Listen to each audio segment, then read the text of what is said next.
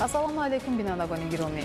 нашри муфассали барномаи иттилоотии ахборро аз телевизиони Тоҷикистон мустақиман манзуратон мегардонем. дар студия бо шумо Қурбон Қурбонзода ва Марҷона Шарифова. таваҷҷӯҳ номед ба сархати гузоришҳо.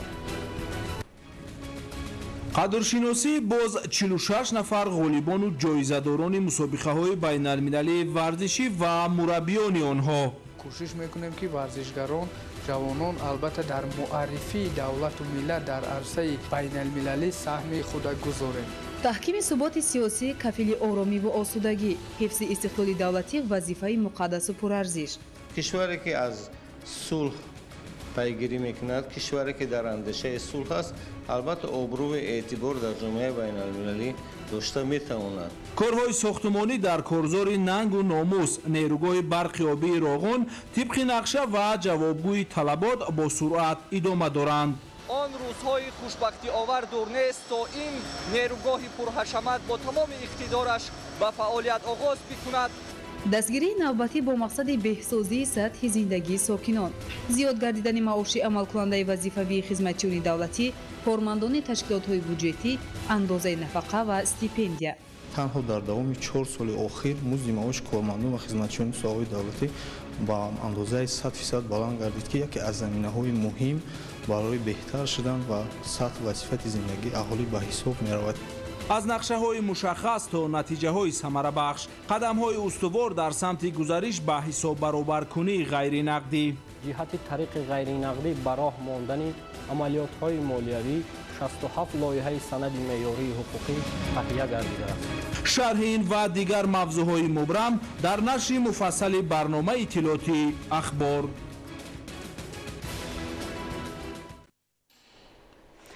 амри президенти ҷумҳурии Тоҷикистон.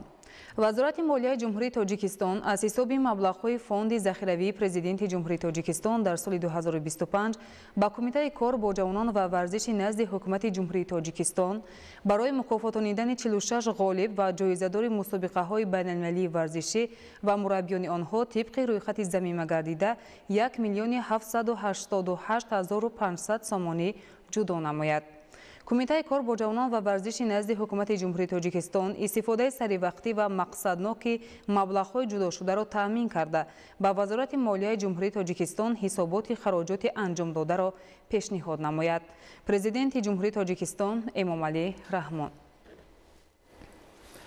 дар ҷаҳони муосир варзиш ба василаи муҳимтарини таъмини сулҳ ва ҳамзистии ҷомеаи ҷаҳонӣ табдил ёфта, тавассути он давлатҳо ва халқу миллатҳо мақом ва нуфузи байналмилалии худро ҳифз намуда аз ҳувияту шарафи худ дифоъ менамоянд. варзиш ва тарбияи ҷисмонӣ аз ҷумлаи арзишҳои таърихии фарҳанги миллии мо ба шумор рафта, ҳанӯз аз замонҳои қадим тоҷикон дорои намудҳои гуногуни бозиҳои миллии варзишӣ буданд ва ба он майлу рағбати беандоза доштанд. дар фарҳанги миллии мо варзиш рамзи ҷавонмардӣ ва шуҷоату далерӣ шинохта шуда, наврасону ҷавонон ба таври оммавӣ ба машқу тавонмандӣ ҷалб карда мешаванд. баъди ба даст овардани истиқлоли давлатӣ, варзиш дар сиёсати президенти ҷумҳурии Тоҷикистон пешвои миллат муҳтарам Эмомалӣ Раҳмон ҷойгоҳи шоиста касб намуда, ҷиҳати омода кардани варзишгарони касбӣ аз рӯи ҳамаи намудҳои варзиш шароити зарурӣ фароҳам оварда шудааст. бо дар назардошти ин, соҳаи варзиш яке аз самтҳои афзалиятноки сиёсати иҷтимоии давлати Тоҷикистон ба ҳисоб рафта ба оммавигардонии варзиш, таҳким бахшидани тарзи ҳаёти солим ва омодасозии варзишгарони касбии тоҷик барои иштирок дар мусобиқаҳои байналмилалӣ равона гардидааст.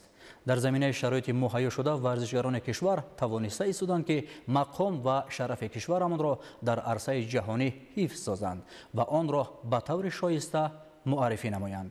имрӯз бо мақсади ҳавасмандгардонии ғолибон ва ҷоизадорони мусобиқаҳои байналмилалии варзишӣ ва мураббиёни онҳо амри президенти ҷумҳурии Тоҷикистон ба имзо расид, ки тибқи он барои қадршиносии 46 нафар ғолибон ва ҷоизадорони мусобиқаҳои байналмилалии варзишӣ ва мураббиёни онҳо 1 млн 787 500 сомонӣ маблағ جدا گردیده است.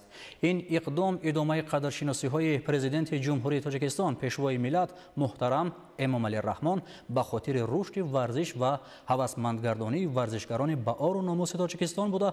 بار دیگر ثابت می نماید که رشد تربیت جسمانی و ورزش همیشه در مد نظر سرور دولت تاجیکستان و حکومت مملکت قرار دارد.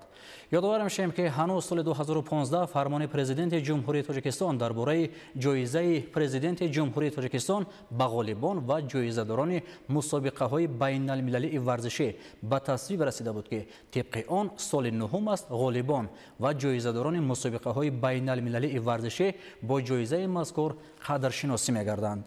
تا این دوره با 370 نفر غالبان و جایزه‌داران مسابقه‌های سطح بین‌المللی از فوند ذخیروی پرزیدنت جمهوری تاجیکستان 8,250,000 سومانی مکافات پولی جدا گردیده در وضعیت تنتنوی تقدیم کرده شده است.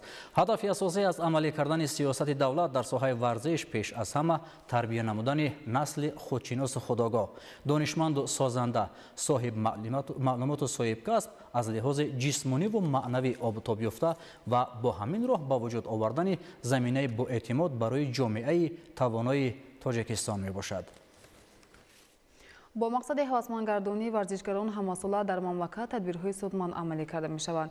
ابتدا از سال 2015 تا این جانب همساله در اساس فرمان پرزیدنت جمهوری تاجیکستان ورزشکاران با آر و ناموس تاجیک غالبان و جایزه‌داران مسابقه های بین‌المللی ورزشی با جایزه پرزیدنت جمهوری تاجیکستان قدردانی کرده می شوند.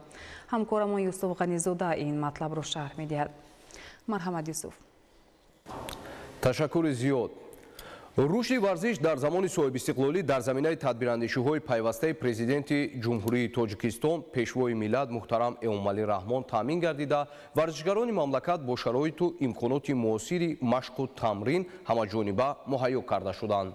давоми солҳои охир дар пайи амалинамоии нақшаву барномаҳои мушаххас дар мамлакат инфраструктури соҳаи варзиш ва тарбияи ҷисмонӣ мукаммал гардонида шуд. ҳамчунин дар асоси дастуру супоришҳои сарвари давлат муҳтарам эмомалӣ раҳмон дар шаҳру ноҳияҳои ҷумҳурӣ майдону толорҳои муосири варзишӣ мавриди баҳрабардорӣ қарор гирифтанд. бо мақсади ҳавасмандсозии варзишгарон ва дастгирии ҳамаҷонибаи онҳо бо фармони президенти ҷумҳурии тоҷикистон шурӯъ аз соли 2015 ҷоизаи президенти ҷумҳурии тоҷикистон барои ғолибону ҷоизадорони мусобиқаҳои байналмилалӣ варзишӣ таъсис шудааст. дар доираи санади қабулшуда то ин муддат ба 370 нафар ғолибону ҷоизадорони мусобиқаҳои сатҳи байналмилалӣ аз фонди захиравии президенти ҷумҳурии тоҷикистон 8 миллиону 250 ҳазор сомонӣ мукофотпулӣ ҷудо гардида дар вазъияти тантанавӣ тақдим карда шудааст. ҳукумати мамлакат хоса пешвои миллат муҳтарам эмомалӣ раҳмон ба рушди намудҳои варзиши олимпӣ таваҷҷӯҳи хоса зоҳир менамоянд. аз соли 2023 бо ташаббус ва ғамхориҳои президенти ҷумҳурии тоҷикистон пешвои миллат муҳтарам эмомалӣ раҳмон ғолибон ва ҷоизадорони бозиҳои олимпӣ, паралимпӣ ва сурдолимпӣ дар ҷумҳурии тоҷикистон минбаъд бо стипендияи моддии моҳонаи якумра ҳавасманд карда мешаванд. натиҷаи чунин ғамхориҳо аст ки солҳои охир варзишгарони мамлакат дар мусобиқаҳои байналмилалӣ пайваста иштирок намуда бо сазовор гардидан ба ҷойҳои ифтихорӣ шарафи миллату давлати худро ҳимоя менамоянд. дар ҷавоб ба дастгириҳои ҳамешагии пешвои миллат муҳтарам эмомалӣ раҳмон ва ҳукумати мамлакат бори аввал дар таърихи варзишии мамлакат дар бозиҳои олимпии париж 2024 се варзишгари маъруфи тоҷик сазовори медалҳои биринҷӣ гардиданд. сомон маҳмадбеков ва темур раҳимов аз риштаи варзиши гӯштини ҷудо ва давлат болтаев аз риштаи варзиши бокс. маҳз ҳамин тадбирҳои андешида имкон фароҳам овард ки дар даврони соҳибистиқлолӣ аз ҷумла то аввали моҳи январи соли 2025 7353 маротиба парчами давлатии ҷумҳурии тоҷикистон дар мусобиқаҳои сатҳи байналмилалӣ ба шарофати дастоварди варзишгарони кишвар баланд бардошта шуд ва зиёда аз 2500 маротиба суруди миллии тоҷикистон ба хотири дастоварди онҳо дар мусобиқаҳои сатҳи байналмилалӣ садо додааст. ҳамчунин варзиши суннатии миллати тоҷик гӯштингирӣ мақоми ҷаҳонӣ гирифта дар ҷумҳурии тоҷикистон аввалин қаҳрамонии ҷаҳон оид ба гӯштингирӣ баргузор гашт ки далели таваҷҷӯҳи ҳамешагӣ ба рушди варзиш дар мамлакат мебошад. با دستگیری رئیس مجلس ملی مجلس عالی جمهوری تاجیکستان رئیس شهر دوشنبه محترم رستمی امامعلی سال 2023 در قلب تاجیکستان صاحب استقلال شهر دوشنبه نخستین گران پری دوشنبه 2023 اوید به جودو سال 2024 بار اول دوشنبه گرند اسلام 2024 برگزار گردید که در این مسابقه های سطحی بین المللی ورزشکاران بیش از 73 کشور عالم اشتراک نمودند و در میان آنها ورزشکاران تاجیک توانستند که با اشغال جایهای یکم، دوم، سوم شرف ملت و دولت خود را حمایت کرده باشند. امسال نیز در پایتخت مملکت گرند اسلام دوشنبه 2025 در اول ماه می برگزار می‌گردد و آمادگی‌ها برای راه‌اندازی این مسابقه بانفوذ در سطح بلند جریان دارند. هدف از عملی نمودن چنین تدبیرهای سودمند و سریع البته تربیت نسل خودشناس و وطندوست، دستگیری ورزشکاران با مهارت و ترغیب همه‌جانبه طرز حیاتی سالم میباشد. یادآور می‌شویم که امروز با مقصد هوسمندگردانی غالبان و جایزه‌داران مسابقه‌های بین‌المللی ورزشی و مربیان آنها امر پرزیدنت جمهوری تاجیکستان به امضا رسید که دلیل توجه پیوسته پرزیدنت جمهوری تاجیکستان پیشوای ملت محترم امامعلی رحمان نسبت بر رشد نوع‌های گوناگون ورزش و دستگیری همه‌جانبه ورزشکاران میباشد. اندیشه‌های ساکنان مملکت در این خصوص منظور می‌گردد. توجه نمایید.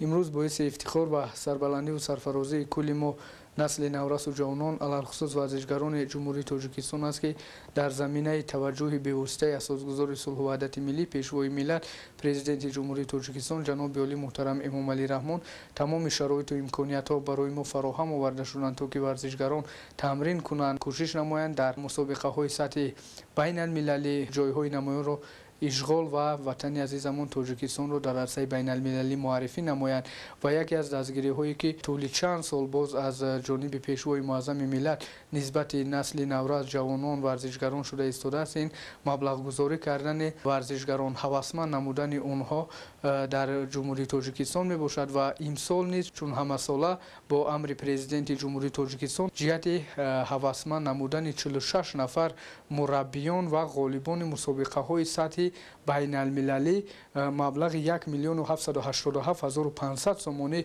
از حساب فوند ذخیروی پیشوای معظم ملت جدا کرده شد و این هم یک راه هوسمندی یک وسیله خوب برای روبلند نمودن ورزشکاران جمهوری تاجیکستان می باشند. محض همین دستگیری ها هستند که این سال گذشته ورزشکاران ما توانستند در مسابقه سطحی بلندترین در المپیاد سزاوار جایهای افتخاری بگردند و من باوری کامل دارم که در زمینه توجه به واسطه پیشوای معظم ملت حکومت مملکت به این قشر جامعه به ورزشکاران البته ما نیز جواباً به این همه غمخوری ها کوشش میکنیم که ورزشکاران جوانان البته در معرفی دولت و ملت در عرصه بین المللی سهم خود گذاریم و ایثار سپاس و منتداری ورزشکاران جوانان ولایت مختار کوهستان بدخشان را به پیشوای معظم ملت به اساسگذار صلح و وحدت ملی جناب عالی محترم امامعلی رحمان جهت دستگیری های پیوسته و منتظمشان بیان می نماییم. امروز برای هوسمندگردانی غالبان و جایزه‌داری مسابقه بین المللی ورزشی و با مربی آنها امر پرزیدنت جمهوری تاجیکستان 1,787,500 سومانی مبلغ جدا کرده شد. یادآور میشیم که از سال 2015 9 سال پی هم با فرمان پرزیدنت جمهوری تاجیکستان هر سال از حساب مبلغ‌های ذخیروی برای ورزشکاران و اشتراکچیان مسابقه بین المللی 8,250,000 سومانی برای 375 نفر ورزشکاران جدا کرده شد.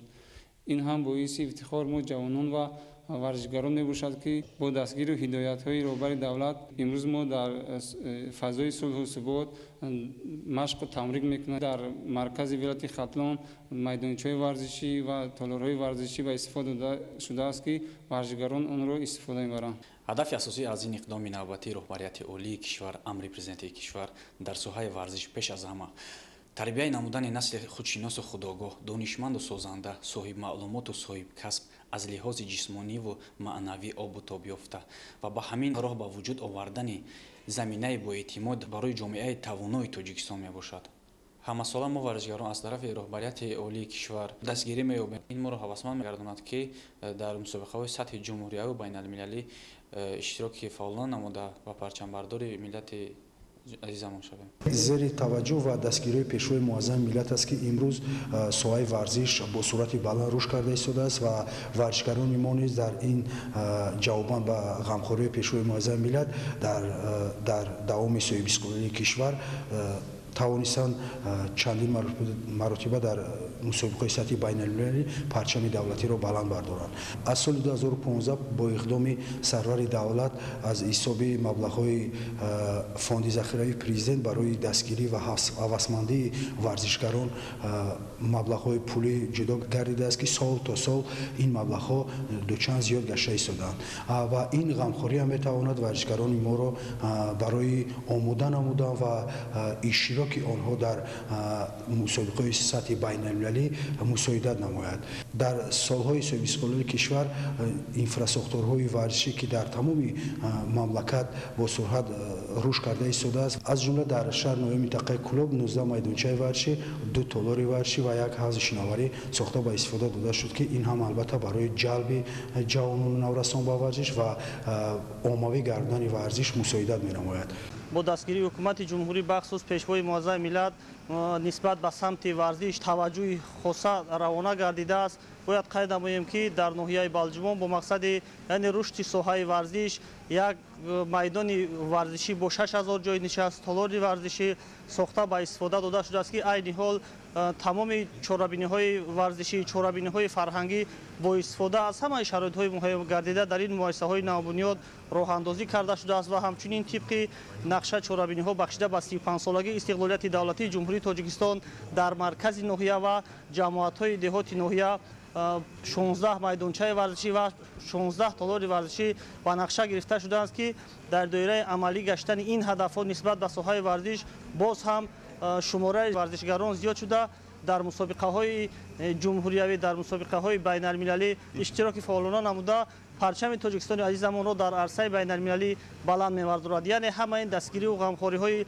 ҳукумати ҷумҳурӣ, дастгирию ғамхориҳои пешвои муаззами миллат президенти ҷумҳурии Тоҷикистон муҳтарами Эмомалӣ Раҳмон нисбат ба соҳаи варзиш умуман дар ҳамаи самтҳо мо ҷавонони зодаи истиқлол умуман тамоми қишри ҷомеаро водор аз он месозад ки фаъолияти худро ҳарчи хубтару бештар ба роҳ монда анами сулҳу субот, истиқлолияти комил, ваҳдати миллӣ ва зиндагии орому осоиштаи миллати сарбаланду бо фарҳанги тоҷикро ҳамчун гавҳараки чашм муҳофизат намоем.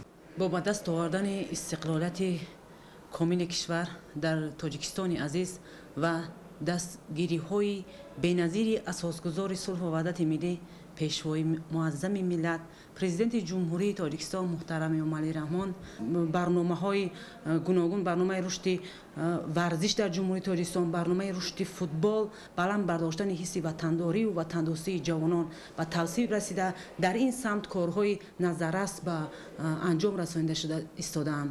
ҷавонон аз ин сиёсат, аз ин дастгирию имкониятҳо васеъ истифода бурда имрӯз тамоми кӯшиши худро ба харҷ дода истоданд то ин ки баҳри ояндаи дурахшони Тоҷикистон тамоми ҳастии худро бубахшанд. пас аз ба даст овардани истиқлолияти давлатӣ таҳти роҳбарии пешвои муаззами миллат муҳтарам Эмомалӣ Раҳмон соҳаи варзиш рушду инкишоф ёфта истодааст. дар даврони 33 соли истиқлолияти давлатии ҷумҳурии Тоҷикистон 10200 адад иншооти варзишӣ сохта ба истифода дода шудааст ки албатта барои рушду инкишофи намудҳои гуногуни варзиш ва ҷалби оммаи васеи халқ ба он равона гардидааст. 10 феврали соли 2025 амри президенти ҷумҳурии Тоҷикистон дар бораи ҷоизаи президенти ҷумҳурии Тоҷикистон ба варзишгароне ки ғолибу ҷоизадори мусобиқаи сатҳи байналмилалӣ гардиданд равона карда шуд ва маблағи он ҳам бошад 1,787,500 сомонӣ ҷудо гарда шуд ки албатта аз ҷониби масъулини ҳукумати ҷумҳурии Тоҷикистон ва кумитаи кор бо ҷавонон варзиши назди ҳукумати ҷумҳурии Тоҷикистон дар вазъияти тантанавӣ ба ғолибону ҷоизадорон ва мураббиёи онҳое ки имрӯз барои тарбия намудани чунин варзишгари касбӣ равона карда шудааст албатта супорида мешавад. ва бояд ёдовар шуд ки соли 2015 ҷоизаи президенти ҷумҳурии Тоҷикистон таъсис ёфта бошад. давоми 9 соли охир ин албатта бо сиёсати варзишпарваронаи пешвои муаззами миллат албатта равона карда шуда беш аз 370 нафар варзишгарони кишвар ки ғолибу ҷоизадорони мусобиқаҳои сатҳи байналмилалӣ гардиданд ба маблағи беш аз 8 миллиону 250 ҳазор сомонӣ қадршиносӣ шудаанд.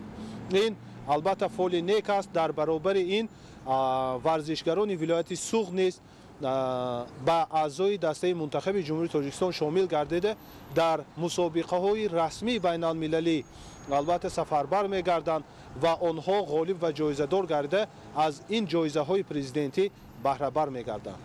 имрӯз хушбахтона президенти ҷумҳурии тоҷикистон муҳтарам пешвои муаззами миллат эмомалӣ раҳмон ки ба 46 ғолибон ҷоизаи мусобиқаҳои байналмилалии варзишӣ ва мураббиёни онҳо тибқи рӯйхатҳои замимӣ гардида 1 миллион 787 ҳазору 500 сомонӣ ҷудо намуданд ки ин ҳам дастгирии пешвои муаззами миллат мебошад ки нисбати варзиш хеле дастгирии калон кардаанд. бо дастгирии пешвои муаззами миллат зиёда аз 10 000 иншоотҳо сохта ба истифода дода шудааст ки варзишгарони мо бевосита ба варзишу дар мусобиқаҳои байналмилалию ва дигар мусобиқаҳо машқу тамрин карда иштирок карда истодаанд ки ин ҳамаш бо дастгирии пешвои муаззами миллат мебошад. хусусан дар шаҳри панҷакин як толори қасри паҳлавонон ба истифода доданд ки ба намуди гӯштингирӣ тааллуқ дорад ки варзишгарон дар инҷо чорабиниҳо ва тамринҳоро истифода бурда истодаанд. пеш майдони варзишгоҳи шаҳри панҷакин дар ҳолати таъмирталаб вуҷуд дошт ва ҳоло бошад бо тамоми шароитҳояш муҳайё карда шудааст ки дар даруни ҳар як ҳуҷраҳо таҷҳизотҳои зарурӣ мебошад ки бе танқисию бе ягон мамоният мо мураббиҳон ва варзишгарон дар он ҷо даромада корҳои худро мекунем. инчунин дар варзишгоҳи марказии шаҳри панҷакин ки аз боз як клуби футболи саразми шаҳри панҷакин соли гузашта таъсис дода шуд, машқу тамринҳояшонро дар варзишгоҳи марказӣ карда истодаанд. ҳамчунин бозиҳои хонагӣ ва бозиҳои дӯстона дар ҳамин ҷо гузаронида мешавад. дар фарҳанги миллии мо варзиш яке аз намудҳои хуб муаррифӣ гаштааст. варзиш и раванди ҷавонмардӣ, далерию шуҷоатро нишон медиҳад ки варзишгарони мо дар ин соҳа тамрин карда истодаанд. дар даврони соҳибистиқлолӣ президенти ҷумҳурии тоҷикистон, асосгузори сулҳу ваҳдати миллӣ, пешвои муаззами миллат эмомалӣ раҳмон варзишро яке аз самтҳои афзалиноб дарк карда истодааст.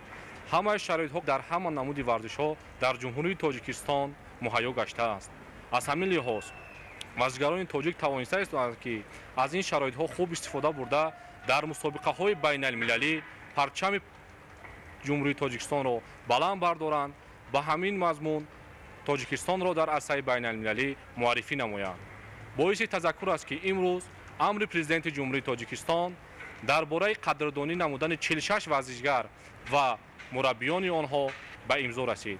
ин далолат аз он медиҳад ки пешвои варзишпарвари миллат ба халқи ватан, ба варзишгарони мо эътимоди зиёд доранд ва онҳоро дастгирӣ хоҳад кард.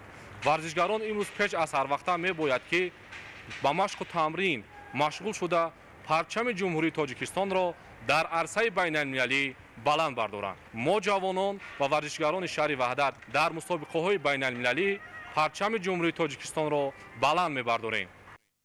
бояд тазаккур намуд ки таҳти сиёсати варзишпарваронаи пешвои миллат президенти ҷумҳурии тоҷикистон соҳаи варзиш ҳама рӯза дар мамлакатамон рушд намуда истодааст.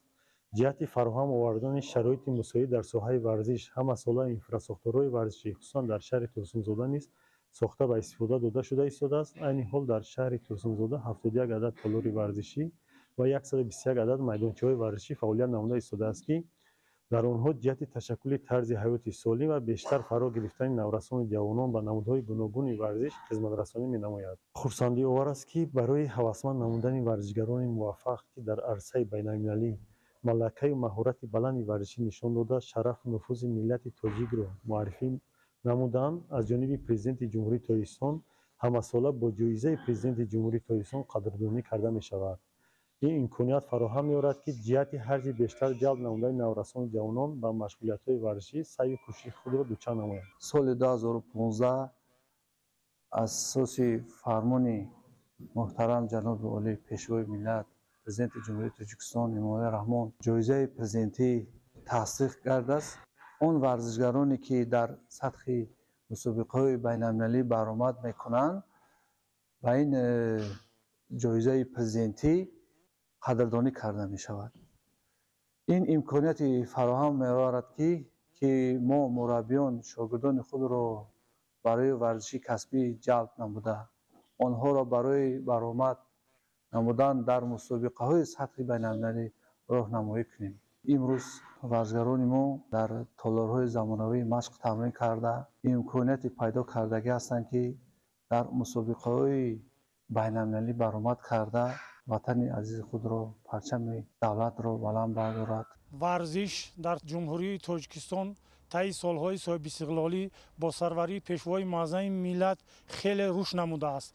امروز در هر یک گوشه و کناری عالم پرچم تاجیکستان بالا برداشته می شود که این برای کلی مردم تاجیکستان یک افتخار بزرگ است. امری نوبتی پرزیدنت جمهوری تاجیکستان درباره جایزه پرزیدنت جمهوری تاجیکستان برای غالبان و جایزه‌داران بین‌المللی که 1,787,500 سومانی برای 46 نفر جدا شده است، باری دیگر هر یک ورزشگر تاجیک را از آن افتخارمند می‌کند که بهر دسترسی و بهر غالبیت به دست آوردن در مسابقه‌های بین‌المللی کوشش به خرج دهد. ورزش اصلا یک نیروی سازنده، یک نیروی است که جوانان را در روحیه جوانمردی، در روحیه خودشناسی ملی و وطن‌شناسی تربیت می‌نماید. پیش از همه جوانان در این به ورزش اگر رو بیارند بسیار هم سالم میشوند و این برای آینده آنها نیز امکانیت‌های بزرگ فراهم می‌آورد. با اراده قوی و سیاست دوراندیشانه پرزیدنت جمهوری تاجیکستان پیشوای ملت محترم امامعلی رحمان کارهای ساختمانی در نیروگاه برق آبی راغون ادامه داشته مورد بهره برداری قرار گرفتن دو اگریگات آن قدم استوار در راه رشد تاجیکستان صاحب استقلال و رسیدن به هدف استراتژی حکومت جمهوری تاجیکستان استقلالیت انرژتیک می باشد. نیروگاه راغون در برابر اهمیت اقتصادی و استراتژی داشتنش همچنین اهمیت اکولوژی نیز دارد، زیرا برای استحصال نیروی سبز یعنی پیشگیری کردن پرتاب‌های ضررناک به اتمسفر و رعایت معیارهای معاصر اکولوژی امکانیت بهترین مهیا می‌سازد. نیروگاه برق آبی راغون انشاءات استراتژی به حساب رفته از جمله نقشه‌های اساسی دولت و حکومت جمهوری تاجیکستان در سمت تحکیم استقلالیت انرژتیکی بوده. سری وقت و تطبیق نقشه به استفاده از سپردن هر قطعه ساختمانی و رشد اقتصاد ملی زمینه می‌گذارد و مردم تاجیک با عزم و اراده نیروی سازنده کارمندان مهندسی و تکنیکی نیروگاه برق آبی راغون اعتماد قوی دارند. گزارش مسرور ملیک‌زاده.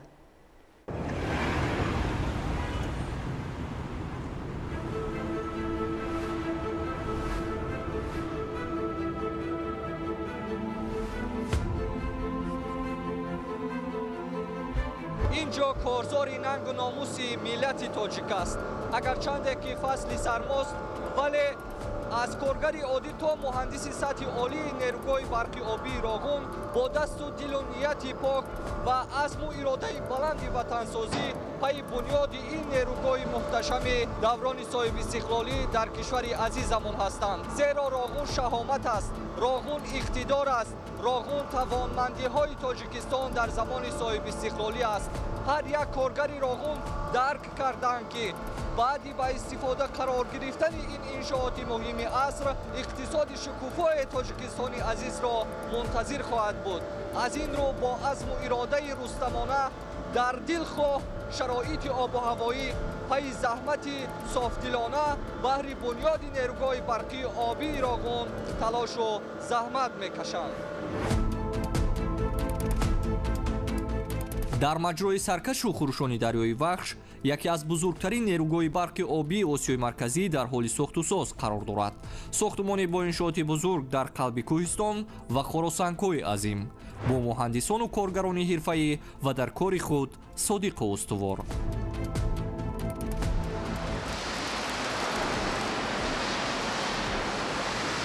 талош мекунем ки шабонарӯзӣ ҳами роғун тезтар анҷом расаву тоҷикистон ба истиқлолияти энергетикӣ таъмин шавад. роғун ояндаи дурахшони тоҷикистон аст. нерӯгоҳе бо иқтидори азим ки бо иродаи матину устувори эҳёгар ва татбиқгари он муҳтарам Эмомалӣ Раҳмон инчунин азму иродаи шикастнопазири мардуми Тоҷикистон бунёд мегардад. иқтидори лоиҳавии нерӯгоҳи барқи оби Роғун ба 3600 мегаватт баробар буда аз 6 агрегати 600 мегаватт иборат мебошад. пештарғод ё худ сарбанди ин нерӯгоҳи бузурги ҷаҳон ба 335 метр баробар мешавад. барои бунёди нерӯгоҳи азим зиёда аз 16 000 муҳандисону коргарон шабонарӯзӣ фаъолият мебаранд. ҳангоме ки ин нерӯгоҳ ба таври комил ва бо 6 чархаи бузурги худ ба фаъолият мепардозад, метавонад 13,1 миллиард киловаттсоат нерӯи барқи аз лиҳози экологии тоза ҳосил намояд.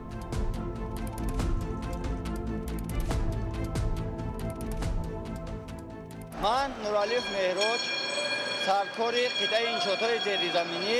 мо дар қитъаи S4 А корҳои арматурбандиро бо маром иҷро карда истодаем. мо мехоҳем ки дар оянда корро зудтар пеш бурда ин объекти стратегиро зудтар ба анҷом расонем ва мехоҳем ки ояндаи Тоҷикистон равшану гулистон гардад. мо ҳар чиз зудтар кӯшиш мекунем корҳоро ба анҷом расонем. дар ин ҷо техникаҳои замонавӣ овардан, мо бо истифода аз ин техникаҳо кори худро пеш бурда истодаем. имрӯз корзори Роғун чӣ рӯзу чӣ шаб шабеҳи як минтақаи бузурги сохтусоз аст. шурӯъ аз муҳандиси дараҷаи олӣ гирифта то коргари оддии ин иншооти бузург бо садоқату самимият даст ба коранд. маншаи аслии ин ҳама шигифтиҳои сохтусози хастанопазир ин боздиду сафарҳои бардавоми пешвои маҳбубу муаззами миллат муҳтарам Эмомалӣ Раҳмон аст ки бо ҳузури хеш ба ин корзори нангу номуси миллати тоҷик ба ҳар коргар нерӯву тавон ва рӯҳу илҳом мебахшанд.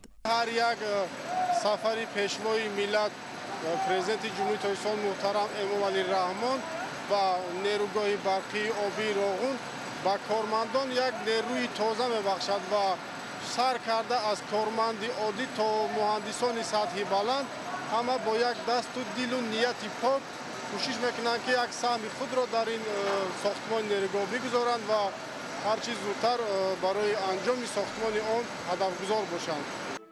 таҷдид ва ё эҳё сохтани нерӯгоҳи барқи обии Роғун аз ҷумлаи тасмимгириҳои сарнавиштсозе буд ки асосгузори сулҳу ваҳдати миллии пешвои миллат президенти ҷумҳурии Тоҷикистон муҳтарам Эмомалӣ Раҳмон бо камоли ҷасорату хиратмандӣ ва бо такя ба ҳисси ихлосу иродати мардуми Тоҷикистон ба он иқдом намуданд. ибтикор дар эҳёи нерӯгоҳи барқи обии Роғун сароғози корномаи нави сарвари давлати тоҷикон муҳтарам Эмомалӣ Раҳмон маҳсуб мешавад ки дар таърихи даврони соҳибистиқлолии кишвар бо ҳарфҳои зарин сабт ёфта дар фосилаи садсолаҳо ва дар ҷуғрофиёи азим муҳаррики рушноӣ ва пешрафтҳои бузурги иқтисодӣ хоҳад гашт.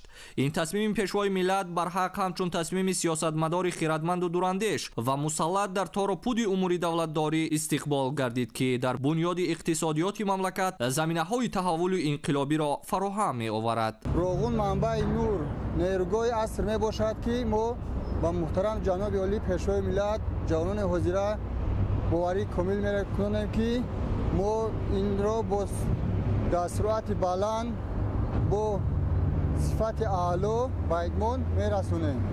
муҳтарам ҷаноби олӣ, мо дар бари шумоем, мо болу бари шумоем, дар роҳи ростӣ мо афсари шумоем. ҷавонону пиро ҳама меҳнат кесанд ки ҳамин Роғун тезтар тайёр шавад. фахр аз он дорем ки дар Тоҷикистони азиз кору фаъолият карда саҳми худро дар ин иншооти бузурги аср мегузорем.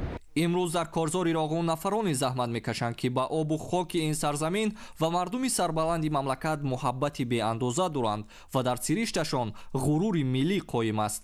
қабати кӯҳҳои пуршебу фарози мавзеи сохтмони нерӯгоҳи барқи обии Роғун ба корзоре табдил ёфтааст ки нангу номуси ватандорӣ, обрӯву эътибори миллӣ ва маҳорати баланди созандагию бунёдкории тоҷиконро бозгӯ мекунад.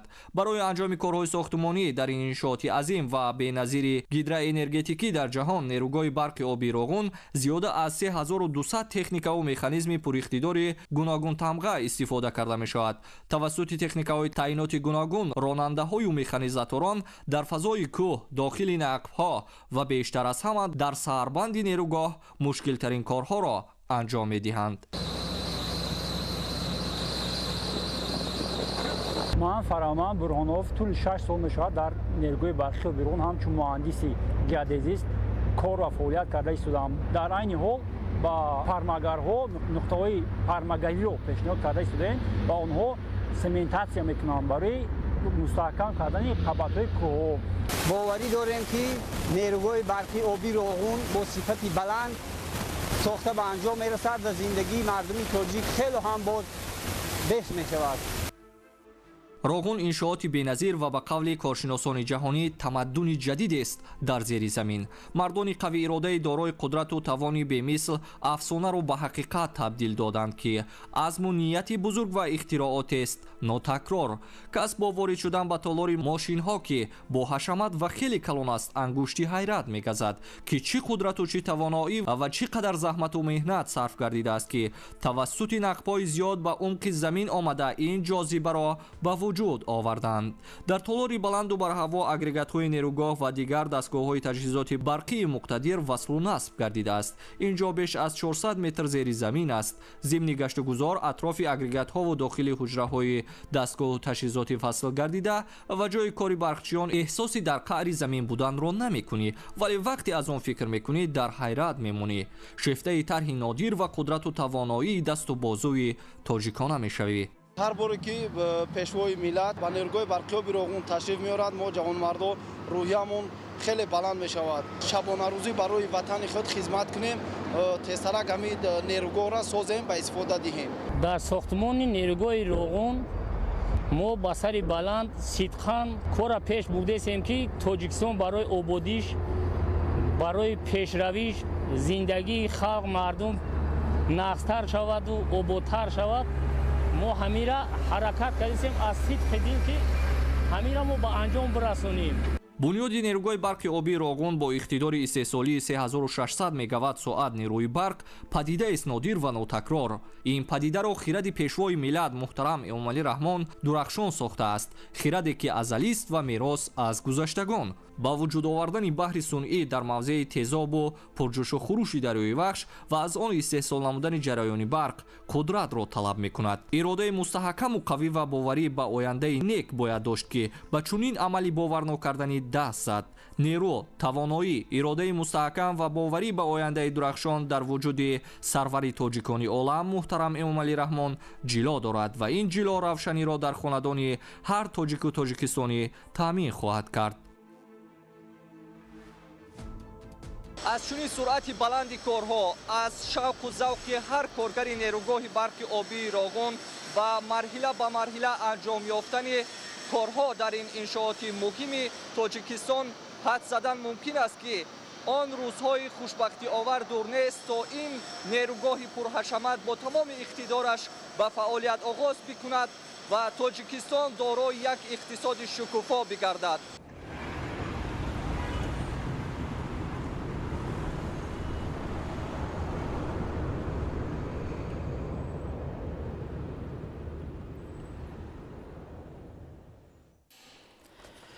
пайваста беҳтарсозии шароити зиндагони аҳолӣ зери таваҷҷӯҳи махсуси президенти ҷумҳурии тоҷикистон пешвои миллат муҳтарам эмомалӣ раҳмон қарор дорад. ҳамин аст ки дар асоси паёми президенти ҷумҳурии тоҷикистон муҳтарам эмомалӣ раҳмон ба маҷлиси олӣ 8 феврали соли 2025 фармони президенти ҷумҳурии тоҷикистон дар бораи тадбирҳои тақвият бахшидани сатҳи ҳифзи иҷтимоӣ намудани маоши амалкунандаи вазифавии хизматчиёни давлатӣ, кормандони ташкилотҳои буҷетӣ, андозаи нафақа ва стипендия ба тасвиб расид. вобаста ба шарҳи ин мавзӯъ айни замон Дилшод Ҳакимзода бо мо дар тамос аст. марҳамат Дилшод. ташаккур ҳамкорони гиромӣ. салом бинандагони азиз. маош ё музд маблағест ки барои истифодаи меҳнат ва баланд гардидани сатҳи некуаҳоли мардум пардохт карда мешавад. яке аз иқдомҳои наҷиби президенти ҷумҳурии тоҷикистон муҳтарам эмомалӣ раҳмон зимни ирояи паём ба маҷлиси олӣ баланд бардоштани маоши кормандони соҳаҳои буҷетӣ мебошад.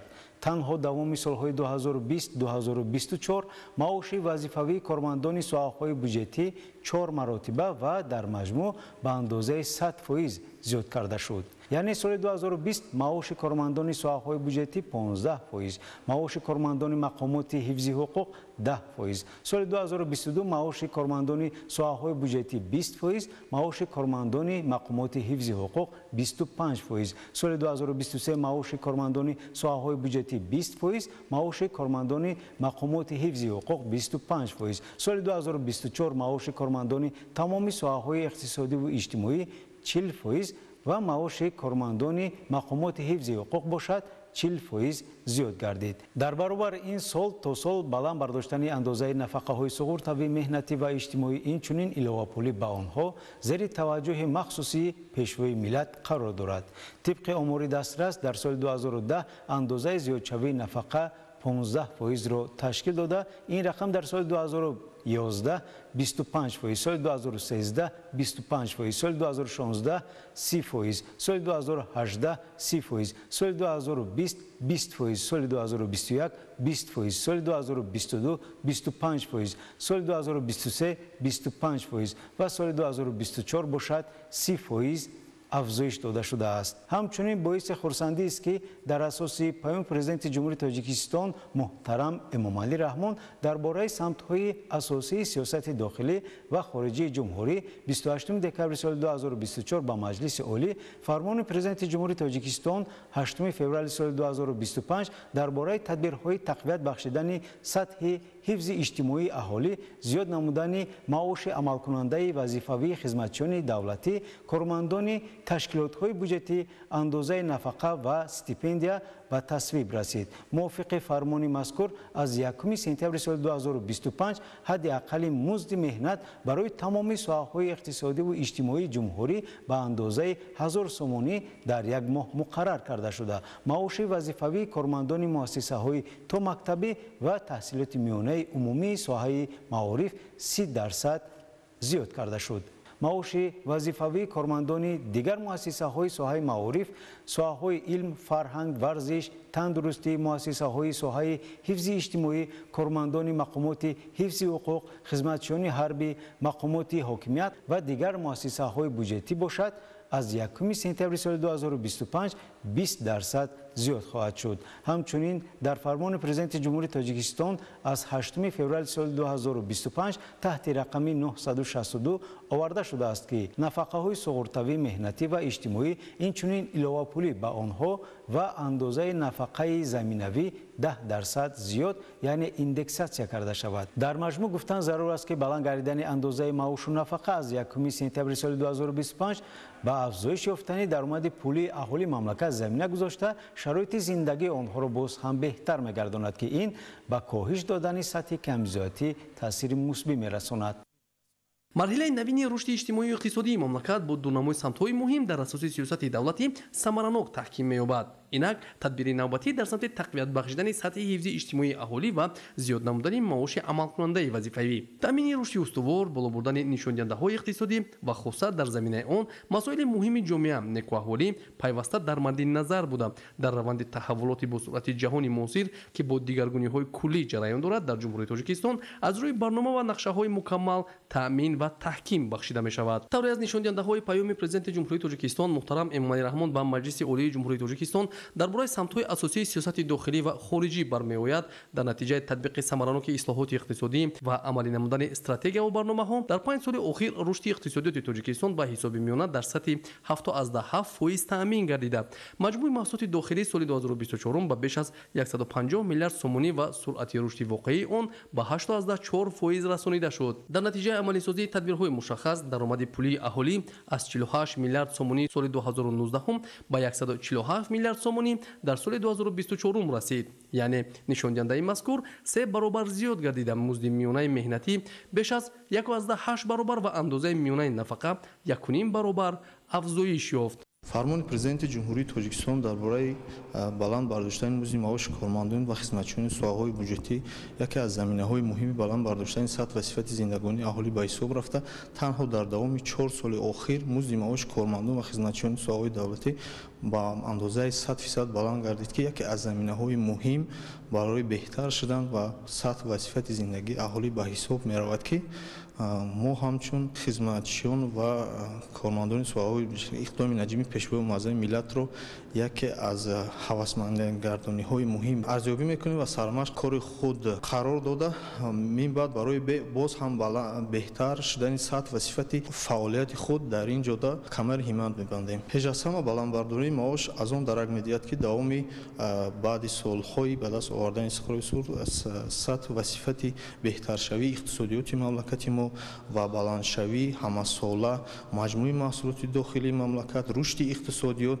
пеш аз ҳама ба он оварда расонид, ки сатҳу сифати зиндагонии мардум дар мамлакат беҳтар гардида, фазои ваҳдату ягонагӣ ва беҳтаршавии зиндагонии мардум боз ҳам аз он далолат медиҳад, ки иқтисодиёти мамлакати мо рӯз то рӯз заминаи хуби рушд ва фазои иқтисодиро касб кардааст. ҳамин гуна бо таъмини рушди устувори иқтисоди миллӣ ҳар сол аз ҷониби асосгузори сулҳу ваҳдати миллӣ пешвои миллат президенти ҷумҳурии тоҷикистон муҳтарам Эмомалӣ Раҳмон дар заминаи сиёсати иҷтимоии давлату ҳукумати мамлакат бо мақсади тақвият бахшидани сатҳи ҳифзи иҷтимоии аҳолӣ, зиёд намудани маоши амалкунандаи вазифавии хизматчиёни давлатӣ, кормандони ташкилотҳои бюҷетӣ, андозаи нафақа ва стипендия тадбирҳо андешида шуда маоши амалкунанда ва нафақаву стипендияҳо баланд бардошта мешавад. чунин падидаи нек бо рухбаландсозии аҳолии кишвар эътимодро ба ояндаи нек дучанд намуда боиси талоши боз ҳам бештар барои рушди кишвар гардидааст. ин аст, ки бо заҳмати аҳлона ва ҳадафҳои созанда пешрафт хоса нишондиҳандаҳои баланд дар мамлакат таъмин гардида,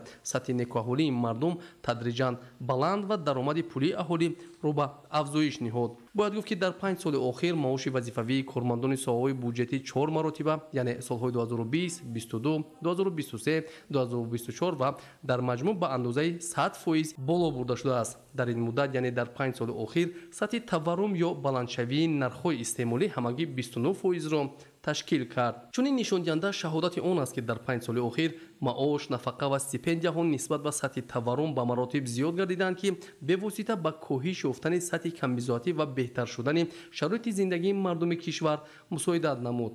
инак фармони президенти ҷумҳурии тоҷикистон дар бораи тадбирҳои тақвиятбахшидани сатҳи ҳифзи иҷтимоии аҳолӣ ва зиёд намудани маоши амалкунандаи вазифавии хизматчиёни давлатӣ, кормандони муассисаву ташкилотҳои бюҷетӣ, андозаи нафақа ва стипендия. дар маҷмӯъ ҳадафҳо ва стратегияи баландбардоштани сатҳи некаҳолии мардуми тоҷикистон, сарчашмаҳои маблағгузорӣ, татбиқи барномавии нақшаҳои рушди иқтисодии мамлакат, идоракунии самаранок ва роҳҳои таъмини афзалиятҳои кишвар чун мақсади муҳим ба баландбардоштани сатҳу сифати зиндагии аҳолӣ нигаронида шудааст, ки ҳамасола бо натиҷаҳои нав ба нав ба қайд гирифта мешаванд.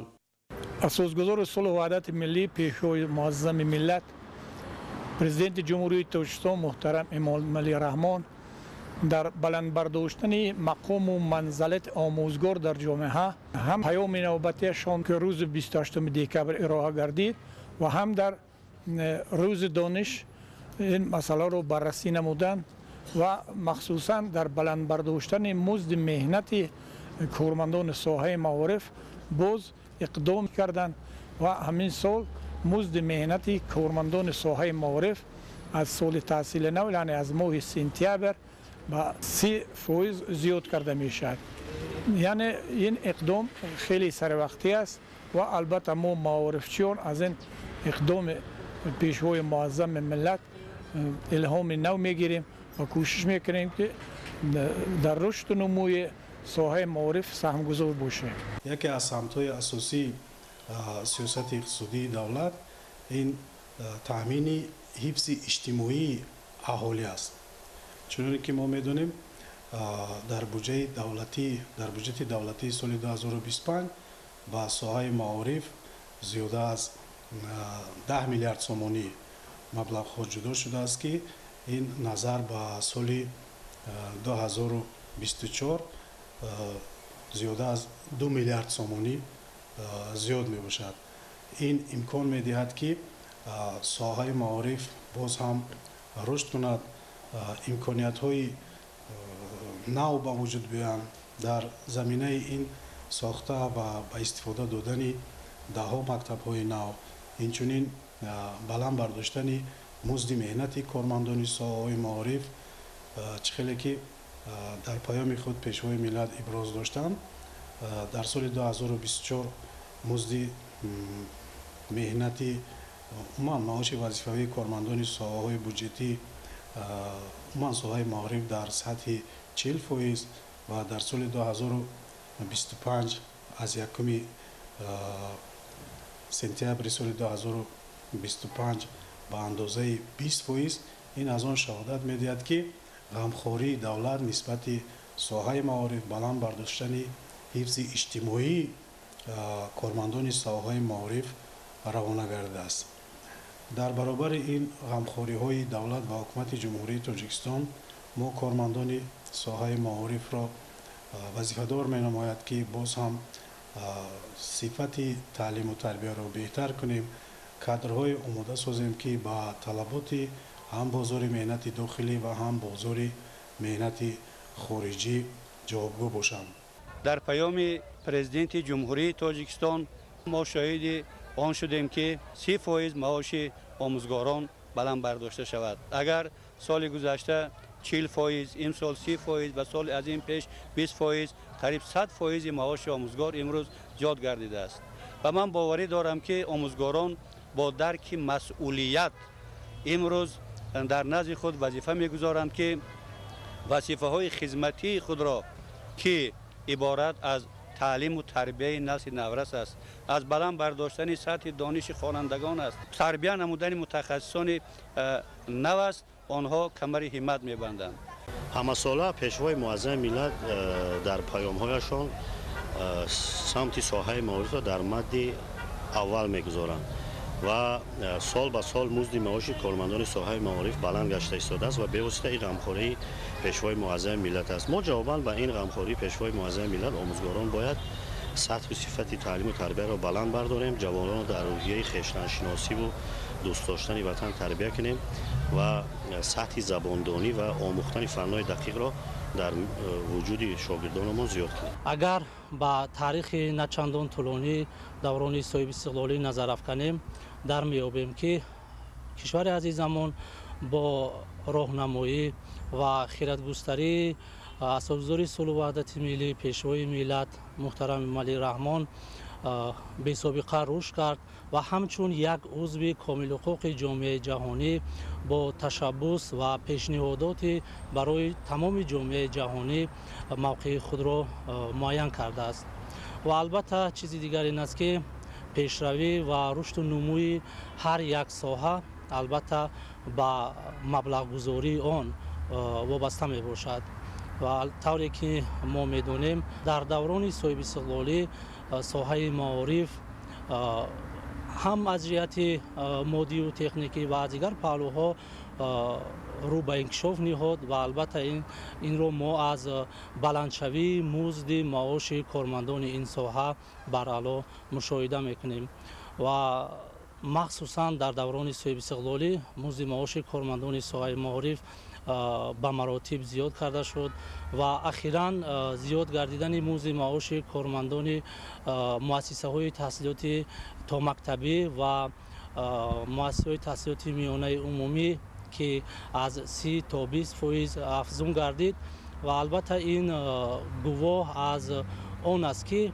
امروز حکومت مملکت با این قشر جامعه مخصوصا با زندگی و به حیات اجتماعی آنها توجه مخصوص ظاهر می نماید و البته این دستگیری و غمخواری ها برای بهتر گردیدن صفت تعلیم و تربیت در مؤسسه های تعلیمی تأثیر مثبت خود را می رساند. امروز ما مشاهده می کنیم که خوشحالی تمام ساکنان کشور از زیادشوی مزد معاش خیلی زیاد است و همگان بر این نظرند که این تصمیم و این اقدام بر رشد تمام ساحه‌های خواجگی خلق از جمله بر رشد ساحه معارف تاثیر خود را می‌رساند. در جواب با این همه غمخواری و دستگیری‌های حکومت مملکت فعالیت خویش را باز هم بهتر و خوبتر برآمونیم، صادقانه و صافدلانه خدمت کنیم در تربیه جوانان و نسل نورس به تفاوت نباشیم و مهمتر از همه این است که ما باید برای آینده درخشان کشور عزیزمان سهمگذار باشیم. آن نقشه چاره‌بینی ها، آن عملهایی که وابسته به مسئله هوسمندگردانی آموزگاران همساله از جانب حکومت مملکت عملی میشوند. مخصوصا در پیام خود پیشوای اعظم ملت محترم امام علی رحمان قید نمودند که ما همساله بهر رشد دادن ساحه معارف کارهای اولین درجه را به ثمر رسانده ایستادیم. مخصوصا برای ساحه معارف در سال گذشته 1500 انشاءات بنیاد گردید و باز هم برای وسعت دادن و برای هوسمند گرداندن آموزگاران ساحه معارف با سپارش پیشوای ملت از 1 سپتامبر مزد معاش کارمندان مؤسسه‌های تا مکتبی و میانه تحصیلات میانه عمومی به اندازه 30% و دیگر کارمندان ساحه معارف و طب، ساحه تندرستی به اندازه 20% و اندازه استیپندیا به اندازه 20%، اندازه نفقه به اندازه 10% ایندکساسیا کرده شدند. وابسته به این باید اینا قید نمایم که با مرور زمان ما آموزگاران با این باوری کامل گفته میتوانیم که این چاره‌بینی ها، این کارهایی که از طرف حکومت مملکت راه اندازی گردانده ایستادند با ابتکار به واسطه پیشوای ملت سهم و مقام آموزگار را در جامعه مستحکم می‌گرداند. مقام آموزگار در جامعه امروزه مقام مخصوص خود را کسب می‌نماید. پیشوای معظم ملت در دوام هر سال زیاد نمودن مزد مهنت کارمندان ساحه تندرستی را به این نوبت می‌گیرند. چه که در پیام پیشوای معظم ملت پرزیدنت جمهوری اسلامی محترم امام علی رحمان ارائه گردید 28 دکمبر سال 2024 نسبت دستگیری های ساحه تندرستی به نهایت نظررس بود که 20% مزد معاش کارمندان ساحه تندرستی زیاد گردید. ما منتداری به خویش را با پیشوای معظم ملت بیان می‌نماییم و حرکت می‌کنیم که صافدلانه خدمت طبی را به مردم رسانیم. جناب عالی در هر یک پیام نوبتی خویش مقام آموزگار را در سطح بلند می‌بردارد. بخصوص در پیام نوبتی که شده گذشت ما منتداری به اندازه خود را و پیشوای معظم ملت میرسانیم برای آنکه در هر یک پیام بخصوص در پیام نوبتی در ساحه علم و معارف به نهایت یک تکان جدی شده گذشت که مزد معاش آموزگاران رو و 30% بلند کرد. ما وعده میدیم که در تربیت نسل نورس بازم کمر هیبت بسته نسل نورس رو در روحیه و تندرستی خویشتن شناسی تربیت نماییم و اون کادرایی که و تربیت می‌نماییم به نفع جمعیت دولت و حکومت شود. سرور دولت در برابر تحلیل و بررسی دیگر سوهای خوجایی خلق جمهوری تاجیکستان باز به سوهای معارف اهمیت خاص دادند. خصوصا در پیام قید شد که معاش کارمندان سوهای معارف از جمله معاش آموزگاران مؤسسه تحصیلات میانه عمومی از 1 سپتامبر 30% و کارمندان دیگر ساحه‌های معارف 20% زیاد کرده شود. غمخوری نوبتی جناب عالی ما آموزگاران را بسیار هم روبلند نمود و مسئولیتی بسیار جدی را به ذمه ما گذاشت که باید به ساحه معارف از وزیر دیده باز بیشتر اهمیت دهیم و تمام کوشش غیرتمون سفربر نماییم. خیلی میدونیم همزمان جناب عالی سفارش دادن که در تمام محله ها و دیههایی که زیاده از حد اویله زندگی میکند باید حتما مکتب‌های مؤسسه‌های تا مکتبی ساخته شوند، باغچه‌ها ساخته شوند. چون مسئله پیشوای معظم ملت در پیام خود با مجلس عالی جمهوری تاجیکستان و مردم شریف تاجیکستان درباره سمت‌های اساسی سیاست داخلی و خارجی جمهوری تاجیکستان پیام خود را ارائه می‌نمایند و امسال در تاریخ روز 28 دکمبر سال 2024 پیام نوبتی خود را ارائه نمودند که در پیام یکچند نکته‌هایی بودند که با رشد و انکشاف ساحه‌های اجتماعی بسیار اهمیت بزرگ داشت و چقدر که به ما معلوم است پیشوای معظم ملت همساله به ساحه‌های اجتماعی از جمله ساحه فرهنگ، تندرستی، معارف و دیگر ساحه‌های اجتماعی توجه خاص ظاهر نموده پیوسته برای بلند گردیدن سطح و صفت زندگی شایسته مردم گویم که از حساب مبلغ‌های بودجتی دستگیری می‌یابد. سطح زندگی مردم و درآمد اهالی را گیریم در سال 2019 درآمد عمومی اهالی در کشور 48 میلیارد سومانی را تشکیل داده باشد.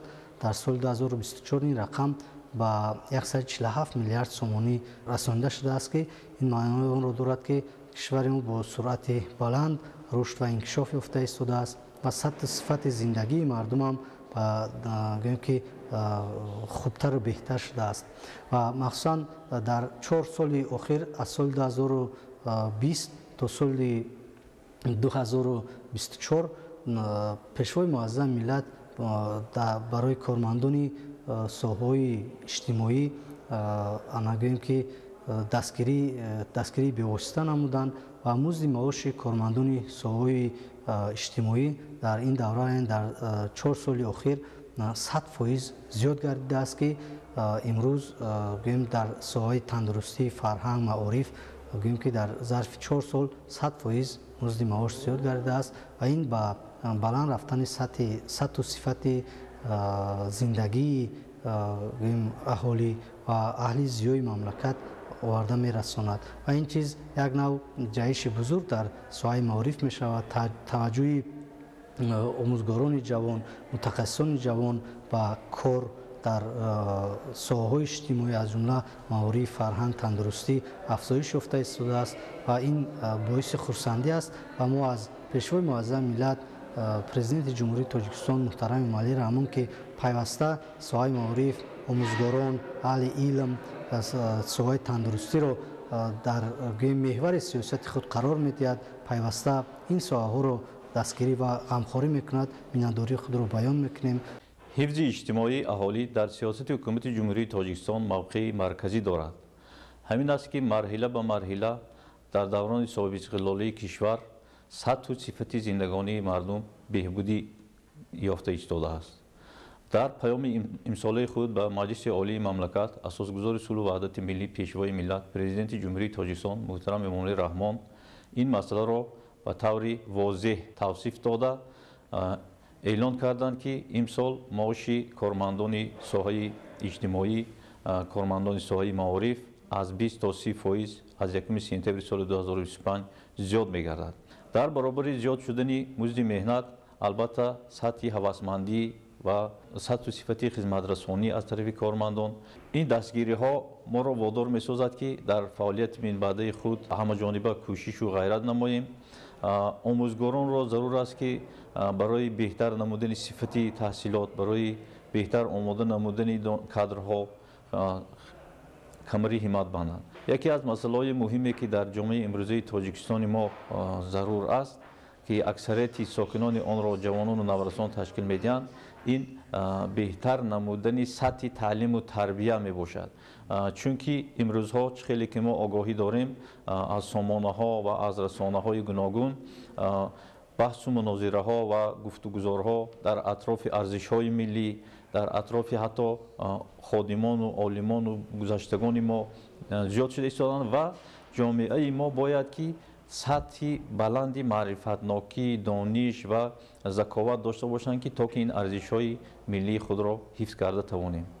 زینه به زینه همه ساله زیاد گردیدن مزد معاش، این بهتر گردیدن وضع اقتصادی و بالا رفتن وضع اقتصادی کشور را نشان می‌دهد و در پیام پرزیدنت جمهوری تاجیکستان که اخیراً ارائه گردید، همین در سال 2025 نیز زیاد گردیدن مزد معاش کارمندان ساحه‌های گوناگون از 20 تا 30% و استیپندی دانشجویان زیاد گردیدن آن به تاکید کرده شد که این هم پیش از همه باز رو می‌آوریم به همان بهتر شدن وضع اقتصادی کشور و باز زینه به زینه بهتر گردیدن وضع نیکوحالی خلق آورده می‌رساند. زیاد شدن مزد معاش این پیش از همه اگر بهتر گردیدن وضع زندگی مردم را تقاضا کند، دیگر هوسمندی مردم را به آن آورده می‌رساند که در حقیقت این کمک، غمخواری و دستگیری همه جانبی حکومت جمهوری تاجیکستان را ما از نزدیک احساس میکنیم و جوابه به این هم کارمندان ساحه‌های مختلف خلق باید برای بهتر و خوبتر به عمل برآورین آن وظیفه‌ای که در نزدشان میستد کوشش به خرج دهند. سمت تندرستی همچون یکی از سمت‌های افضلیتناک در مد نظر همیشگی رهبریت عالی کشور و حکومت مملکت قرار دارد و پس از به دست آوردن استقلال دولتی جمهوری تاجیکستان توجه و غمخوری نسبت ساحه روز تا روز بهتر و خوبتر گردیده ایستاده است. یک عاملی که تمام کارمندان ساحه تندرستی را بسیار خوشحال نمود این در قطار دیگر کارمندان ساحه های اجتماعی شروع از 1 سپتامبر سال 2025 به اندازه 20% بلند گردیدن معاش وظیفوی کارمندان ساحه تندرستی می باشد. البته این به آن مساعدت می نماید که سطح زندگی و نیکو احوالی کارمندان ساحه طب و عموما اهالی کشور بهتر گردد و ما کارمندان ساحه تندرستی دستگیری و غمخوری های حکومت مملکت را پیوسته در رفت فعالیت خود احساس می نماییم.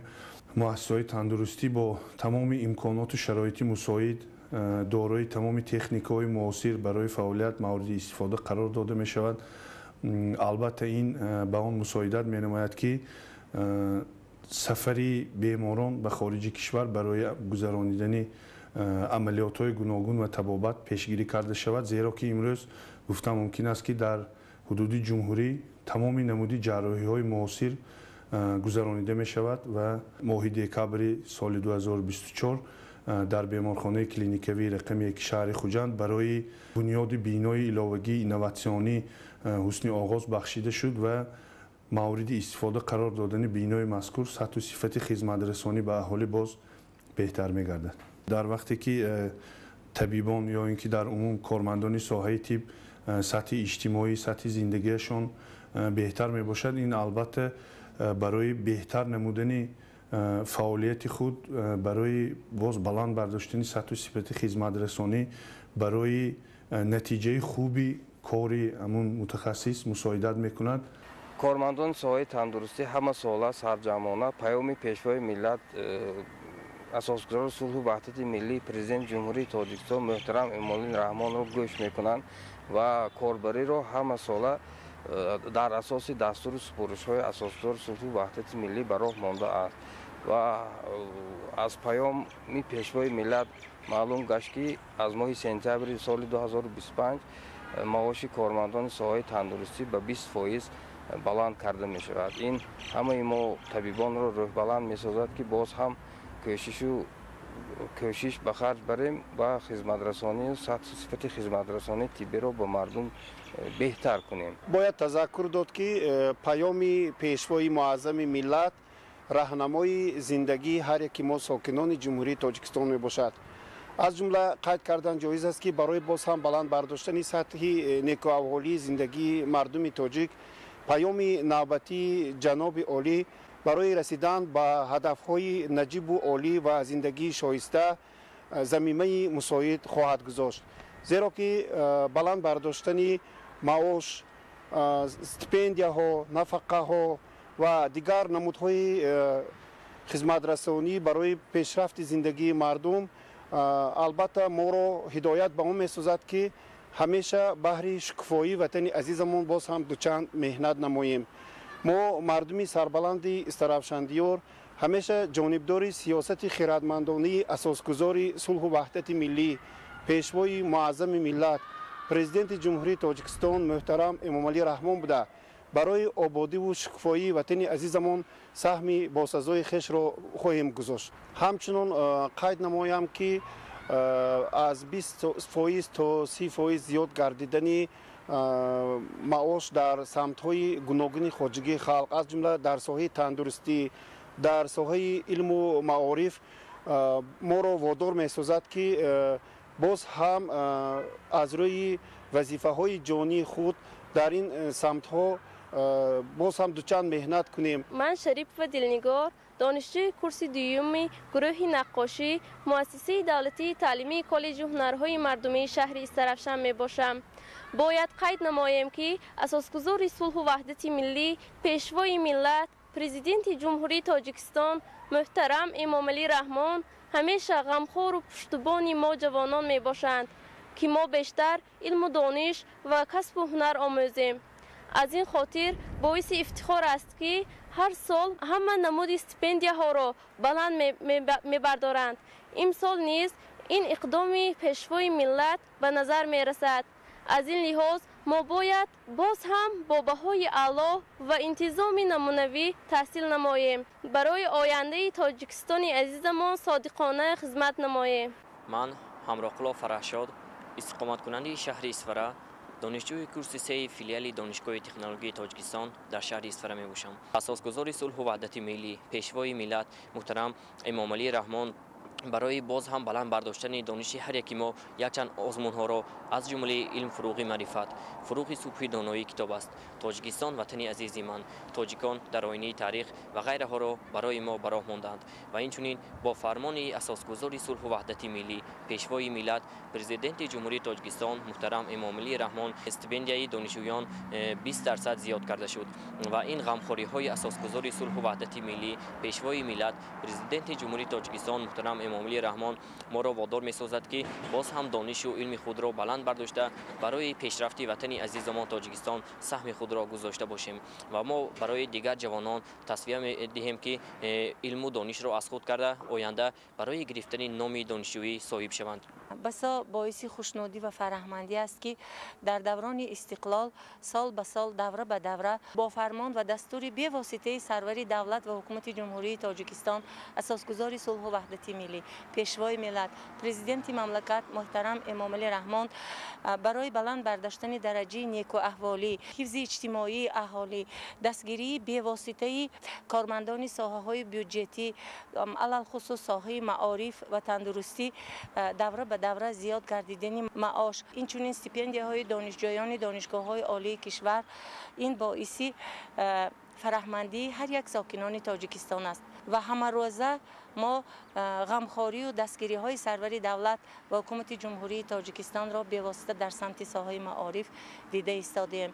بیهوده نیست که سرور دولت در هر یک برآمد و دستورهای خودشان به نیروی بزرگ معارف تکیه می نمایند و ما معارفچیان کشور که امروزها با دستور و فرمان بیواسطه راهبری دولت از 1 سپتامبر سال 2025 زیاد گردیدن معاش کارمندان ساحه معارف به 30% ما را وظیفه دار می نماید که هر یک در جاده های خود در کار و پیکار خود مسئولیت بلند و بیشتر را حس نموده بهر بلند برداشتن درجه باز هم بلند برداشتن سطح و صفت تحصیلات آماده نمودن متخصصان بلند اختصاص وابسته به طلبات های بازار مهنت سعی و کوشش بی‌واسطه نموده باشیم. من مینداری بی‌واسطه اهل معارفچیان شهر اسفره را به اساسگزار صلح و وحدت ملی پیشوای ملت پرزیدنت مملکت محترم امام علی رحمان صدقاً رسانیدنی هستیم و آن کس را باور می نماییم که ما با جواباً به همه این زحمت و تلاش های راهبری معارف پرور خلقمان سعی و مهنت خود را باز دوچند می نماییم. پیشوای معظم ملت محترم امام علی رحمان و معارف و مکتب دقت مخصوص ظاهر می نمایند. جناب عالی آموزگار و آینه جامعه نامیده همه ساله برای بهتر شدن وضع زندگی معلمان معاش آنان را بلند می‌بردارند. در 4 سال اخیر معاش آموزگاران به 120% بلند برداشته شده است. سال جاری نیز در پیام خویش پیشوای معظم ملت سپارش دادند که در قطار دیگر ساحه‌های خواجگی خلق معاش آموزگاران 20% زیاد کرده شود. این همه از غمخواری و دستگیری‌های سرور ملت بهر آموزگاران درک می‌دهد. از این لحاظ ما آموزگاران را می‌سازد که تمام کوشش غیرت خود را برای باز هم بلند برداشتن صفت تعلیم و تربیت شاگردان روانه سازیم.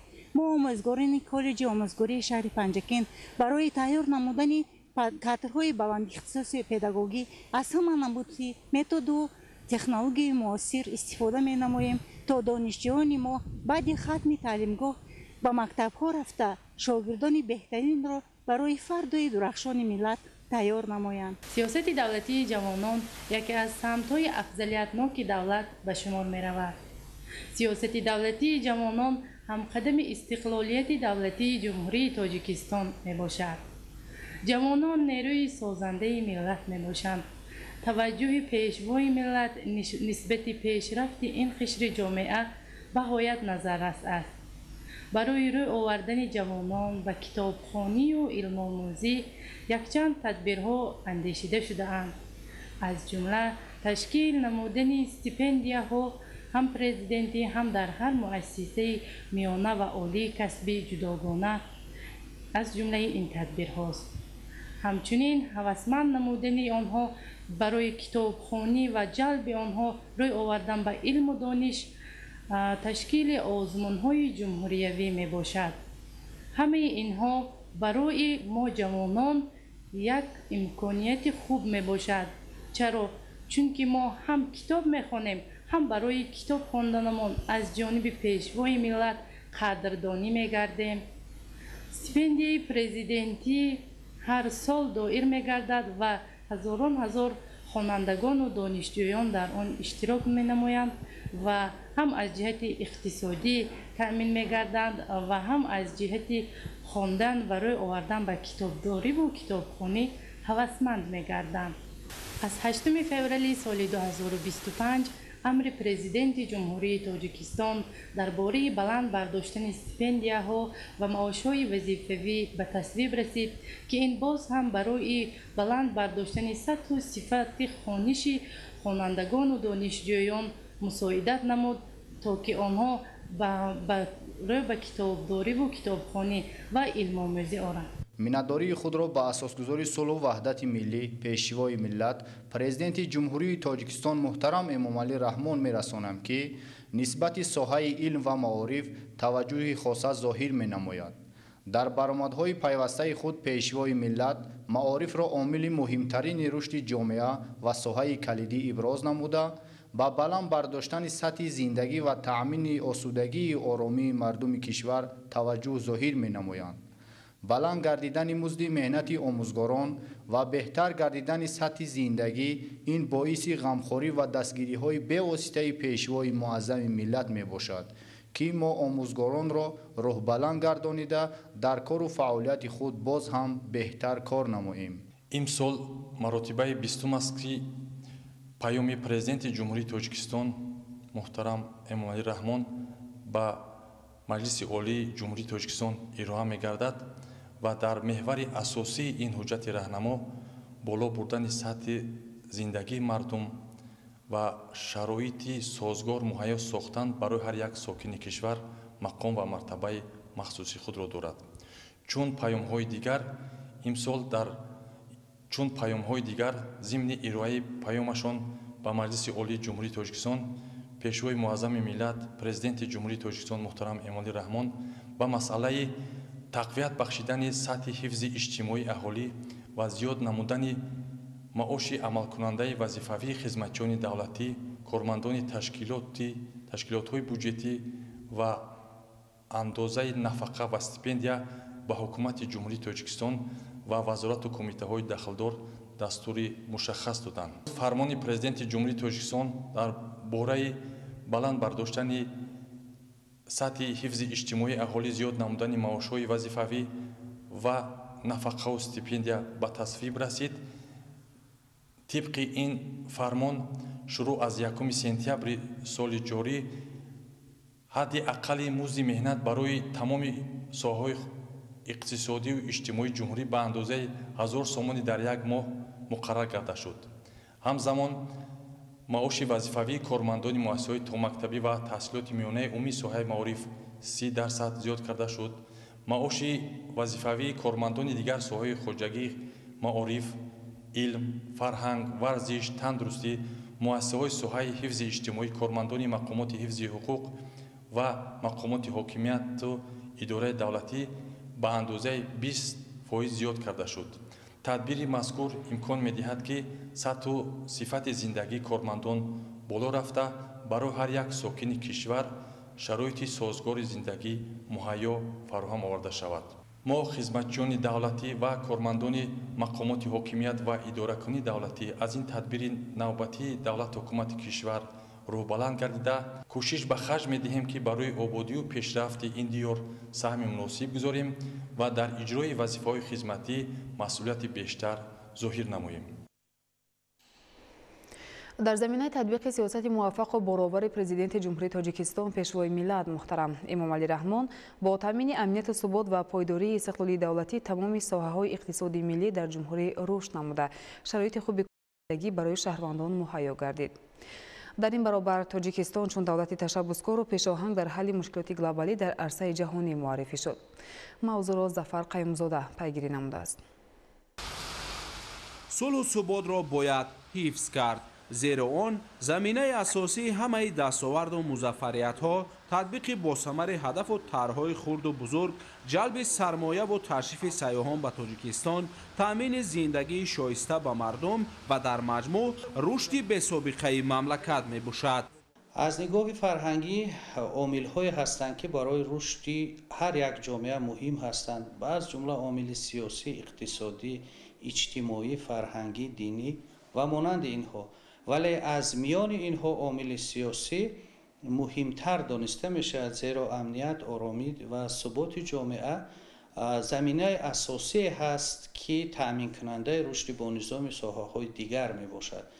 از همین لحاظ صلح و آسایشتگی، آرامی جامعه، احترام یکدیگری، احترام مناسبت‌های همدیگر که همگی تأمین کننده منفعت‌های عمومی انسانی هستند همیشه اولویت داشت و امروز هم دارد. فکر میکنم که در آینده نیز انسانیت تنها میتواند منفعت‌های شخصی و جمعیتی خود را توسط صلح و ثبات، مصالحه و همدیگر فهمی حل و فصل نماید. واقعا هم امروز زمان رسیده است که درباره آن هر یک مردم اندیشه کند که تا کدام اندازه میتواند آرامی جامعه خود را تامین کند، صلح و ثبات سازد و در همبستگی با یکدیگر رشد و نمو کند. از یک گریبان سر برآوردن، دست جمعانه فعالیت کردن، این راهی اساسی انکشاف جامعه است. استقلال دولتی زمینه مساعد را برای انجام کارهای بزرگ آبادانی و رشد و سازندگی فراهم آورده، در تمام شهر و ناحیه‌های مملکت تدبیرهای بنیادکاری و سازندگی به خاطر تامین حیات شایسته به مردم انجام می‌یابند. دوام سالهای صاحب استقلالی در تاجیکستان ده‌ها هزار انشاءات تعیینات مختلف، بناهای بلند آشیانه استقامتی، مرکزهای سودای و خدمت‌رسانی، میدانهای ورزشی، گلگشت و باغ‌ها، مؤسسه‌های تعلیمی، باغچه‌های کودکانه، بنگاه‌های طبی و مرکزهای سلامتی، قصرهای فرهنگ، راه‌های آهن و ماشینگرد، کارخانه‌های بزرگ صنعتی و غیره ساخته مورد بهره برداری قرار گرفتند. با افتخار استقبال از جشن 35 سالگی استقلال دولتی در شهر و ناحیه‌های مملکت، روند سازندگی و بنیادکاری‌ها وسعت تازه کسب نموده، انشاءات زیادی تعیینات گوناگون ساخته می‌شوند. تاجیکستان هر دقیقه، هر ساعت و هر روز پیش می‌رود، زیرا هر ساعت و هر روز در این یا آن شهر و ناحیه مملکت انشاءات نوساخت و معاصر به استفاده داده می‌شوند.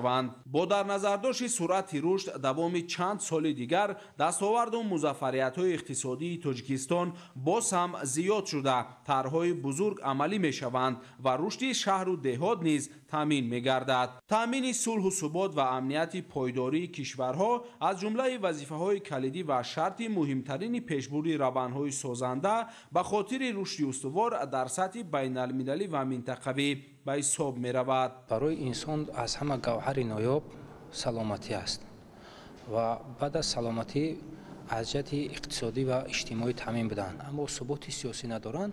همه این ارزش‌ها الکی برای اون ملت، برای اون خلق دومین درجه اند.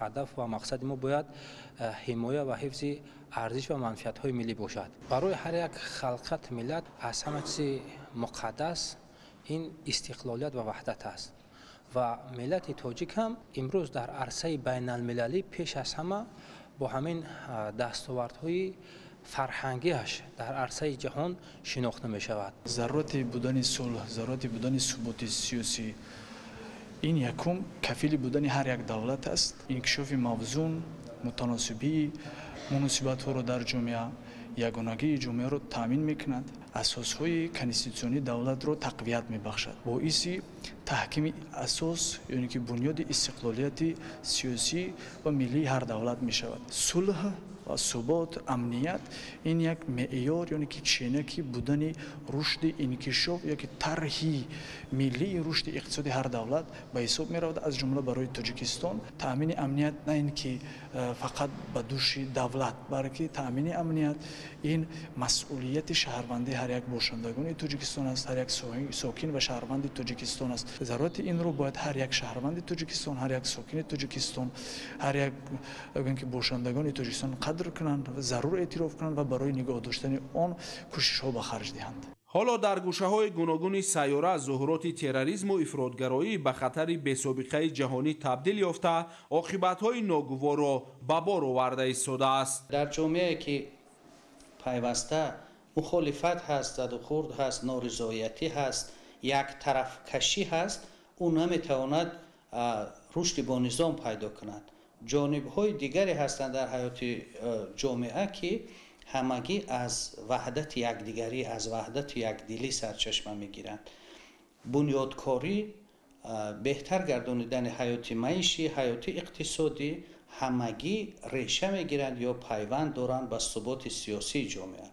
یعنی در مجموع صلح و ثبات ارزش‌های نهایت عالی‌ترین هستند که در همه دور و زمان قدسیت خود را نگاه داشتند و بخصوص در جهان معاصر ارزش خیلی بلند دارند. از این رو می‌سازد که همگی صلح و ثبات، همدیگر فهمی و آرامش جامعه را پیگیری نماییم، احتیاط کنیم و آنها را تقویت ببخشیم. باید گفت که در شرایط امروزه تنها همان دولت‌های می‌توانند که استقلال ملی خود را حفظ نمایند و جامعه امن و باثبات داشته باشند به مسئله تامین امنیت دولتی دقت اولین درجه دهند. اگر صلح و ثبات نباشد انسان زندگی کردن نمی‌تواند، زیرا اگر صلح و امنیت نباشد انسان در اندیشه کار، در اندیشه زندگی، در اندیشه پیشروی بودن نمی‌تواند. صلح و ثبات یگانه زمینه واقعی است که انسان بودن خودش را فراموش نکند و همچنین انسان زندگی کند. افضلیت اساسی در سیاست خارجی ما این صلح است. کشوری که از صلح پیگیری میکند، کشوری که در اندیشه صلح است، البته آبرو و اعتبار در جامعه بین المللی داشته میتواند. بی صلح زندگی نیست. بی صلح ما در اندیشه پیش رفتن جامعه انسانی بودن نمیتونیم. به صلح آینده نسل‌ها رو تأمین کردن نمیتوانیم.